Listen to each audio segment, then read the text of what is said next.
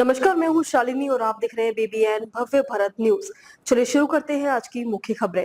Hormuz पर यूरोपीय कोशिश जंग के विस्तार की पहल क्यों? अमेरिका के साझेदार देशों के तेवर बदलते दिख रहे। अमेरिकी राष्ट्रपति डोनाल्ड ट्रंप की ओर से हॉर्मुज स्ट्रेट को खोलने की पहल पर पहले असहजता दिखाने वाले उसके कई साझेदारों के तेवर अब बदले हुए हैं। कई यूरोपीय देशों और जापान ने इसे लेकर अब साझा बयान देकर साफ कहा है कि वे इस दिशा में कोशिशें करने को तैयार हैं।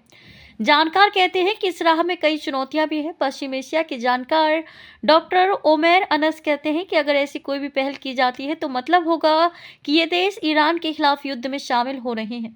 ऐसा किए बिना हॉर्मुज में ईरानी दखल को रोका नहीं जा सकता। हॉर्मुज की लोकेशन को समझने वाले जानते हैं कि ज़्यादातर जहाज़ों को ईरान के पास से गुजरना होता है, यानी कि कोई भी संयुक्त कार्रवाई सीधे ईरानी क्षेत्र के आसपास होगी और ईरान इसे आक्रामक कदम मानेगा। जानकार मानते हैं कि अगर यूरोपीय देश इस युद्ध में शामिल होते हैं तो ईरान और ज़्यादा आक्रामक रुख अपना सकता है और संघर्ष पूरे क्षेत्र में फैल सकता है। अभी तक अरब देश सीधे तौर पर इसमें उतरने से बचते रहे हैं। गल्फ देशों की प्राथमिकता यही है कि ईरान उन्हें दुश्मन ना माने, भले इसके लिए उन्हें कुछ नुकसान सहना पड़े। इसलिए वे संतुलन बनाए रखने की कोशिश कर रहे हैं। यूएन चार्टर के मुताबिक अगर किसी देश पर हमला होता है तो उसे आत्मरक्षा का अधिकार है।